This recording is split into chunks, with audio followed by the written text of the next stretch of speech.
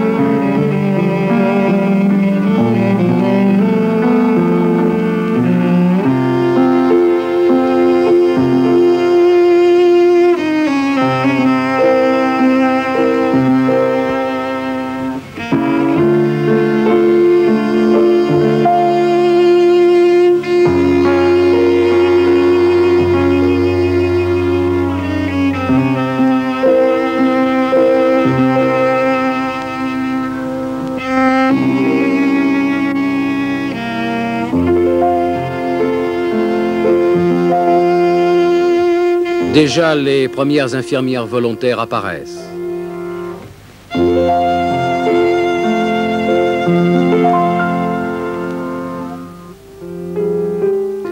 En face, souvent à portée de voix, les tranchées allemandes. Elles sont, dit-on, mieux organisées que les françaises.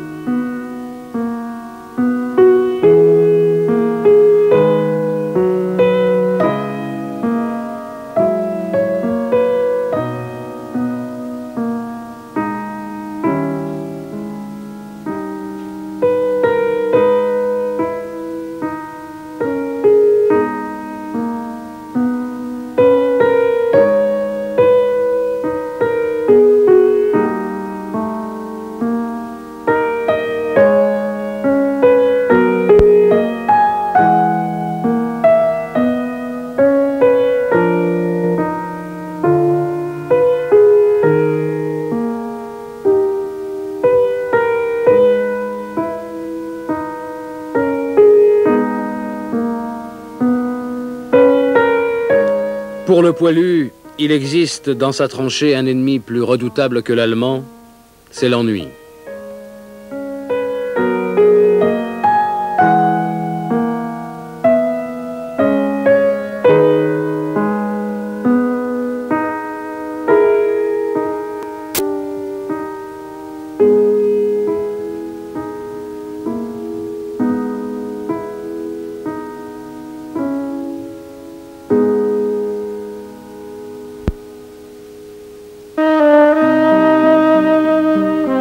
Il faut aussi s'adapter à cette nouvelle guerre, inventer, les cerfs-volants par exemple, pour le repérage de l'artillerie.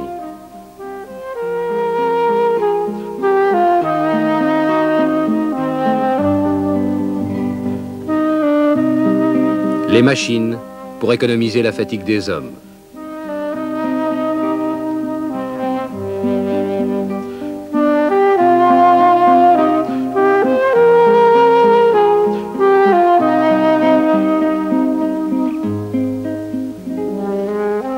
Ou encore les chenillettes pour empêcher les canons de s'embourber.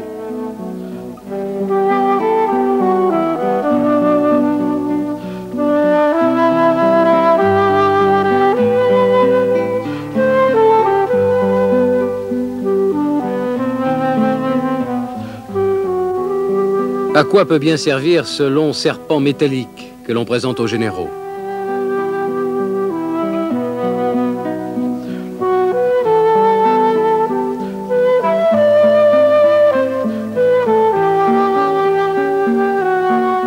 À faire sauter les barbelés.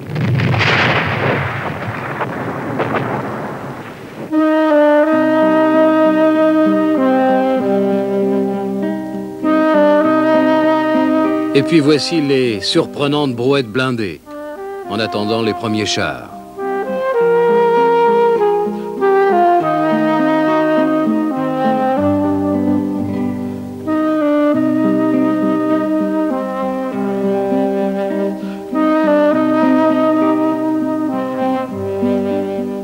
Le demi-tour est interdit.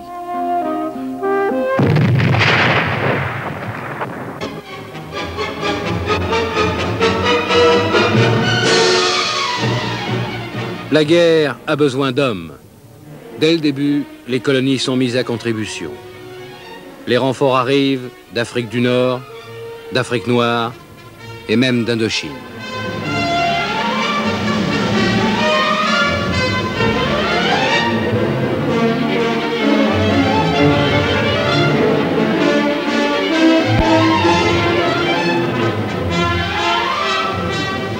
Quelques semaines d'entraînement dans les camps du Midi et ces hommes du soleil se retrouvent dans la boue, le froid, plongés dans un conflit auquel ils ne comprennent pas grand-chose.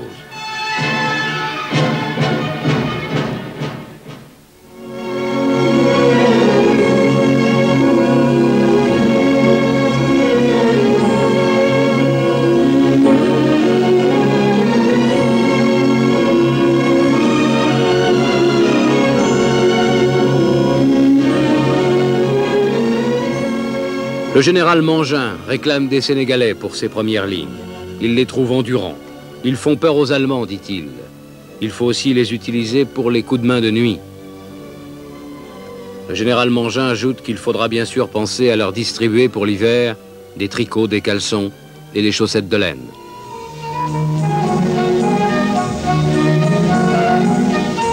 Pendant les rares périodes de repos à l'arrière, les Sénégalais, les zouaves d'Afrique du Nord, font aussi le spectacle.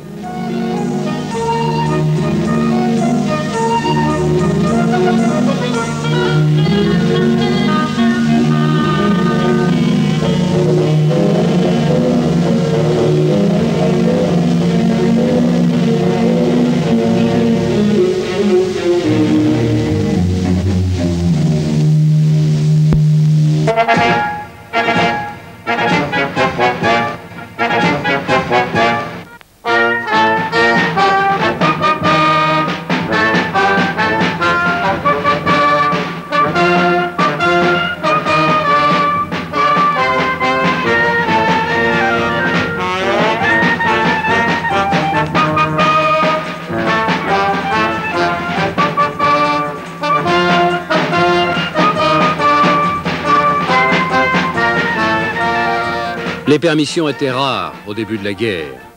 Alors avant de remonter au front, on s'amuse comme on peut, entre hommes.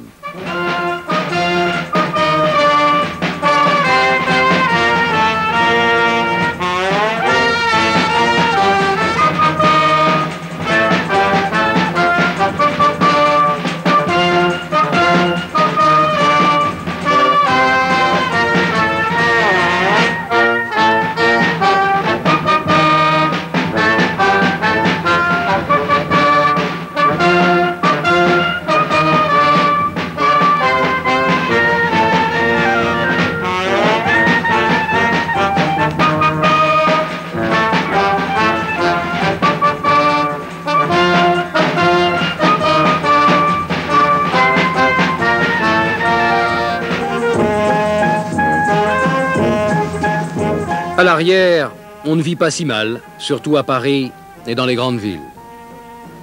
Les premiers permissionnaires en sont parfois surpris. Le contraste est tel entre ce qu'ils découvrent et l'horreur de leur vie au front.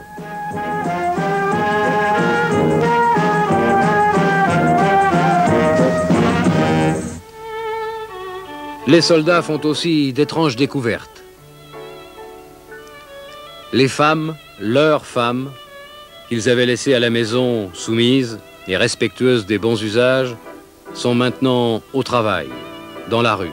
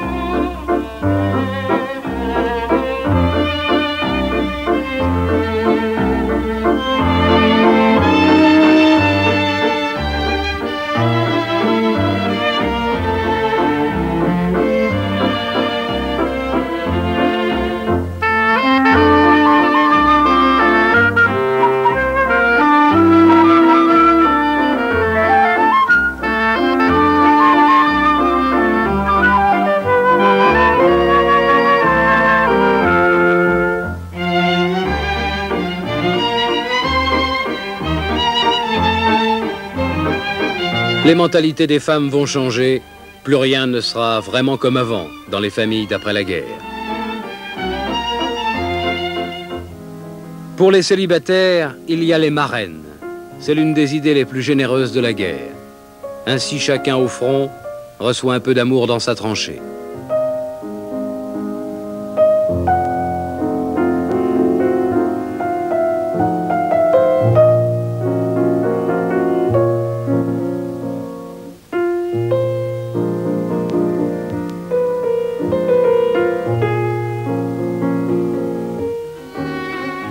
En première ligne, la hantise, c'est d'être surpris.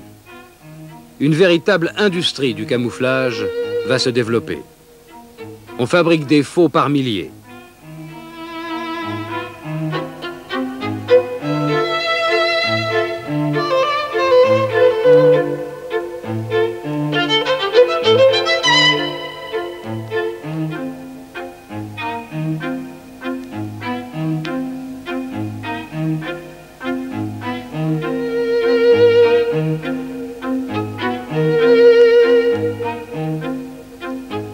De faux piquets, par exemple, qui sont de vrais périscopes.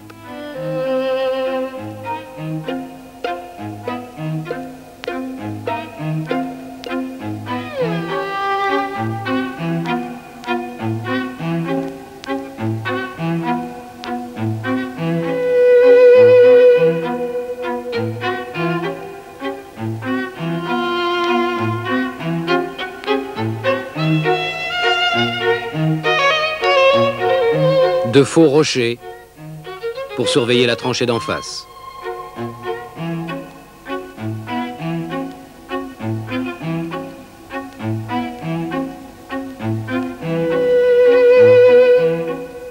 De faux rails pour tromper la surveillance aérienne.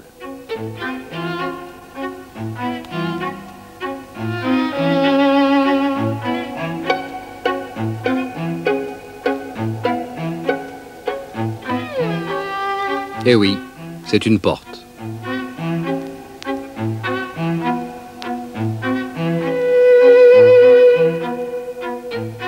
On fabrique même de faux cadavres.